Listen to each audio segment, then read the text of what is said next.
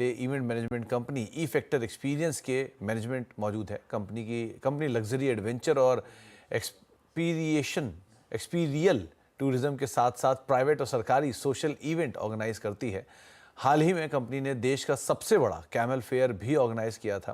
Company के growth outlook पर बातचीत करने के लिए हमारे साथ कंपनी के एमडी समित गर्ग सर मौजूद हैं।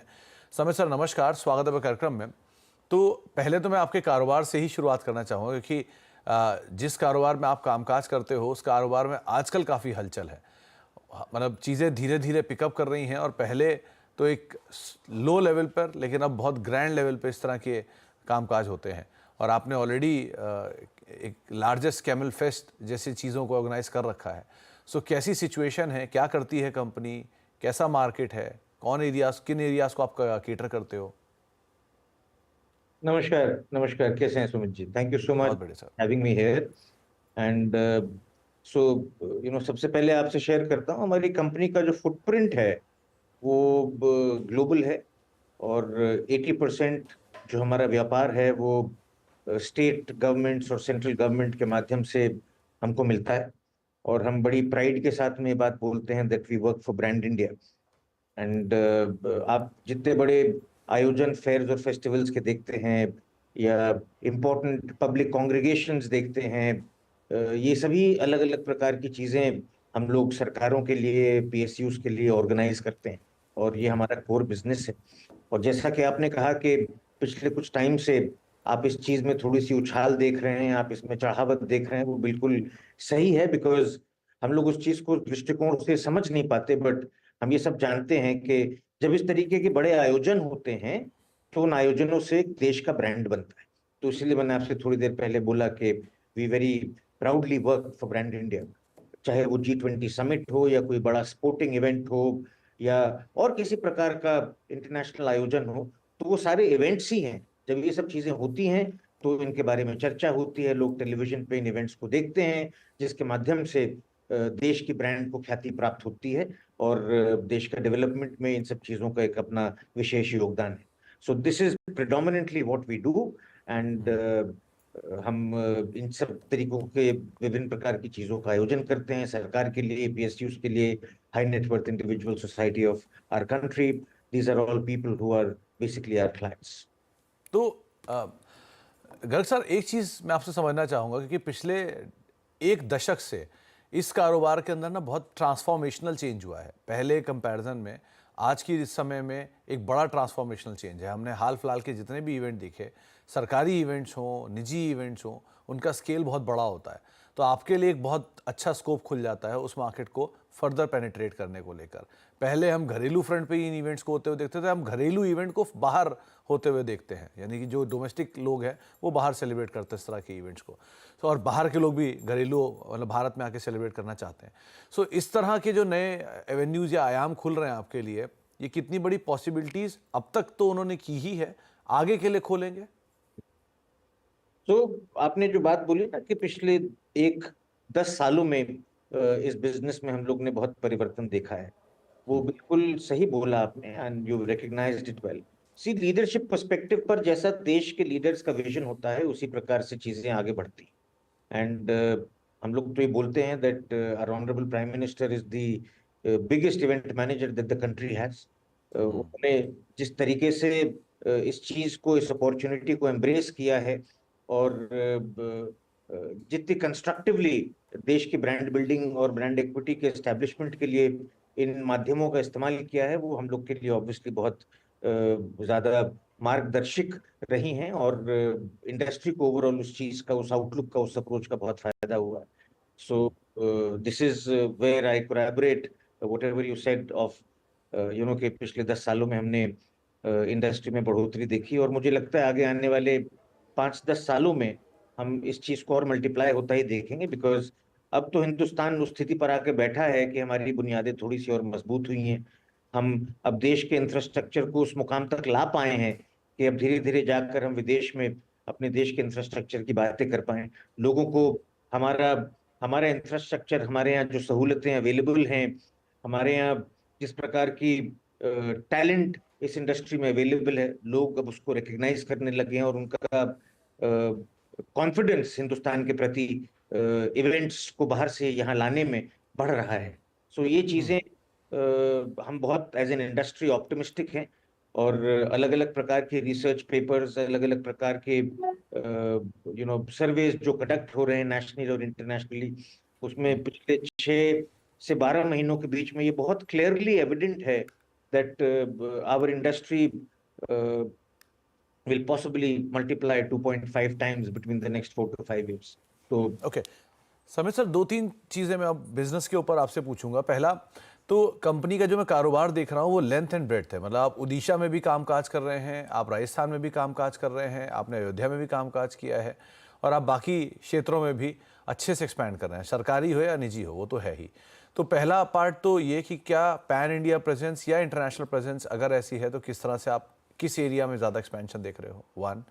दूसरा, आपकी जो कामकाज का दायरा है उसमें स्पोर्टिंग इवेंट भी मौजूद हैं, उसमें अवार्ड्स भी हैं, उसमें मल्टीमीडिया कल्चर भी है, प्लस उसमें वेडिंग एक बड़ा जो स्केल होता है, भारत का सबसे बड़ा वेडिंग मार्केट है। सो इस तरह के बड़े मार्केट्स को भी आप केटर करते हो, तो इनके हिसाब से किन एरियाज में आप सबसे बड़ा एक्सपेंशन देख रहे हो? तो हमारा मैक्सिमम एक्सपेंशन तो देखिए सर, हम पब्लिक स्पेसेस, कल्चरल स्पेसेस और मल्टीमीडिया में देख रहे हैं। बिकॉज एक्सपेंशन दो तरीके से मापा जा सकता है। एक होता है कि साहब मैं कितने इवेंट्स कर रहा हूं एक पर्टिकुलर सेक्टर में, और एक होता है कि हमारी कंपनी की टॉप लाइन या टर्नओवर की मैक्सिमम अपॉर्चुनिटी हमको किस सेक्टर से मिलती है। तो जब हम म्यूजियम स्पेसेस की बात करते हैं या कल्चरल लैंडमार्क्स की बात करते हैं, तो वहां पे द स्केल एंड साइज जो प्रोजेक्ट्स का अपने में मापदंड है वो काफी बड़ा है इन द फाइनेंशियल लैंडस्केप। सो वो सेक्टर में हम ऑब्वियसली मैक्सिमम ग्रोथ फोर्स ही करते हैं। बट जैसा मैंने थोड़ी देर पहले आपसे शेयर किया, ओवरऑल इंडस्ट्री में हम लोग सब बुलिश हैं। हमको लगता है कि हमारी ग्रोथ दुगनी या 2.5 टाइम्स तक हो सकती है। तो बाकी सेक्टर्स में भी तेजी है। ज्योग्राफिकल फुटप्रिंट का जहां तक सवाल है सुमित जी, हम तो देखिए हमारा बिजनेस ऐसा है कि वो इंटेलेक्चुअली ज्यादा कंज्यूम करता है हमारे एफर्ट को। आपने एक आइडिया क्रिएट किया, आपने उस आइडिया को इस तरीके से इम्प्लीमेंट करने की योजना बनाई कि आपको ये लगता है या क्लाइंट को, सरकार को लगता है कि हाँ, लोग जब इस एक्सपीरियंस से एंगेज करेंगे तो इससे सबको फायदा होगा। People will take back good memories, government के ऑब्जेक्टिव्स अचीव होते हैं। तो इसलिए हमको इस बिजनेस को करने के लिए किसी एक शहर मात्र में या किसी रीजन में कोई बहुत बड़े ऑफिस की जरूरत नहीं है। तो इसीलिए हम जहां भी हमको लगता है अपॉर्चुनिटी अच्छी है और जहां हमारे काम को सराहा जा सकता है और हमको लगता है हम वैल्यू ऐड कर सकते हैं, हम अपनी टीम लेके वहां पहुंच जाते हैं। तो it could be Orissa today, it could be Kerala tomorrow, it could be Goa day after, वो कहीं भी हो सकता है। तो उसमें फॉर्चुनेटली हम we are not bogged down by any limitation. God has been okay kind, 24 देशों में काम कर चुके हैं अभी तक। ओके तो समित सर, एक चीज़ और पूछूंगा। 2023 में आईपीओ आया था और तब से लेके अब तक मोल 7-8 महीने जो भी हो चुके हैं, उस ड्यूरेशन में आपका शेयर तो दुगना हुआ ही, स्टॉक प्राइस वो तो अपनी जगह है, लेकिन कारोबार में क्या बदलाव आया? क्योंकि मतलब निवेशक आपको सुन रहे होंगे, एक बढ़िया तेज़ी देखने के बाद अपने शेयर में वो आपसे उम्मीदें लगा रहे होंगे, किस तरह की आगे की उम्मीदें हैं, तो आप उन्हें क्या कहोगे? मैं ये कहूंगा साहब कि सबसे पहले तो धन्यवाद, और दिल से धन्यवाद। आपने हमारी कंपनी पे, हमारी विजन स्टेटमेंट पे भरोसा किया, और आपने अपनी जमा पूंजी हम लोग के साथ निवेश करने में एक कदम आगे बढ़ाया। तो उस पैसे से डेफिनेटली हमको फायदा हुआ है। और फायदा ये हुआ है कि हमको वर्किंग कैपिटल की जो रिक्वायरमेंट थी, वो रिक्वायरमेंट हमारी पूरी होती है। और नॉर्मली जिस स्केल का हम लोग काम करते हैं, उस स्केल के काम में वर्किंग कैपिटल की रिक्वायरमेंट होती है, बहुत सारी गारंटीज की जरूरत पड़ती है, बहुत सारी ईएमडीज देनी पड़ती हैं सरकारी कामों में। तो हमको वर्किंग कैपिटल जितना ज्यादा हो, उतना हमारा अपॉर्चुनिटी का लैंडस्केप बड़ा होता है। So that money that we received has been used constructively. कुछ हमने रीपेमेंट ऑफ डेट्स के लिए वो पैसे का यूटिलाइजेशन किया, तो हमारी बॉटम लाइन को पॉजिटिवली इम्पैक्ट करता है, बिकॉज इंटरेस्ट बर्डन कम होता है। तो वो सारी चीजें हम लोग ने कैपिटल यूटिलाइजेशन के पर्सपेक्टिव से की हैं। और आगे आने वाले समय में वी आर वेरी होपफुल कि हम 35 से 45% की ग्रोथ इस फाइनेंशियल ईयर में एग्जिबिट कर पाएंगे। हम लोग कुछ बहुत बड़ी अपॉर्चुनिटीज के साथ में अभी एंगेज कर रहे हैं, कुछ बड़ी स्टोरीज क्यूरेट कर रहे हैं, कल्टिवेट कर रहे हैं। And I hope that the new governance and the government that is formed will create more opportunities for people who are operating in this business. तो समित सर, नंबर्स के लिहाज से जो सिचुएशन आईपीओ के टाइम थी, उसके बाद आपने कुछ एक्विजिशंस भी किए, कारोबार भी एक्सपैंड हो रहा है, नए एरियाज में भी आप जा रहे हो। सो इन चीज़ों को देख के क्या मार्जिन की पिक्चर हम आने वाले समय के लिए पेंट करके चलें, कैसे नंबर्स को आप देखोगे? हमारा ये मानना है कि जो आप लोगों ने देखा होगा, our operating profit margins have improved from 15% to almost 21%, और तो which is a very good sign। और हमको लगता है कि हम इन मार्जिन्स को अगर 2-3% और बढ़ा लेंगे तो हमारी बॉटम लाइन और पॉजिटिवली इम्पैक्ट होगी। तो हम उम्मीद करते हैं कि हम 20 से 22% के ऑपरेटिंग प्रॉफिट मार्जिन पे काम करेंगे, और ओवरऑल टॉप लाइन की ग्रोथ करीब 35 से 40% की होगी। और अगर टॉप लाइन की ग्रोथ 35 से 40% की होती है तो मुझे लगता है कि ईपीएस बेसिस पर हम होपफुल हैं कि हम अगेन 40 से 50% की ग्रोथ एग्जिबिट कर पाएंगे। तो एक चीज़ मतलब मैं मिस भी कर गया था ऊपर पूछना, कि एक तो आपका जो क्लाइंट का प्रोफाइल है वो किस तरह का होता है, कि आप सरकारी भी करते हो, प्राइवेट भी करते हो, प्लस आपके सामने कंपटीशन ये कैसा है कि ये इमर्जिंग फील्ड है और एक बर्डिंग फील्ड है और बहुत ज़्यादा इंटरेस्ट है सबका, तो कंपटीशन भी स्टिफ हो ही रहा होगा, उसको आप कैसे कैटर कर रहे हो? बहुत दुरुस्त सवाल है आपका Sumit ji.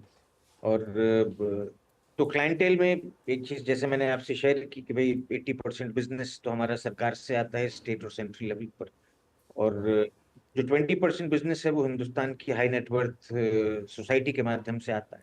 We have been fortunate, we are privileged कि हमको हिंदुस्तान के बहुत ही विकसित परिवारों के साथ काम करने का मौका मिला। तो वो वाला बिजनेस तो हमारा सारा वर्ड ऑफ माउथ से आता है, बट वो बिजनेस बहुत लिमिटेड है। एंड जहां तक कंपटीशन का सवाल है सुमित जी, देखिए जब किसी आयोजन का स्केल बड़ा होता है ना, तो क्लाइंट चाहे वो प्राइवेट हो या गवर्नमेंट हो, कोई रिस्क नहीं लेना चाहता। तो उस तरीके का भगवान के आशीर्वाद से अपने को एक्सपीरियंस इतना है कि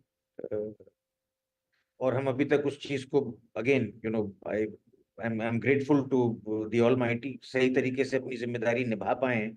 तो उस स्केल पर काम करने वाले लोग थोड़े से कम हैं जो बहुत बड़े आयोजनों का भार उठा सकें और सरकार के रूल्स एंड रेगुलेशंस और तरीके को ध्यान में रखकर उन जिम्मेदारियों को पूरा कर सकें।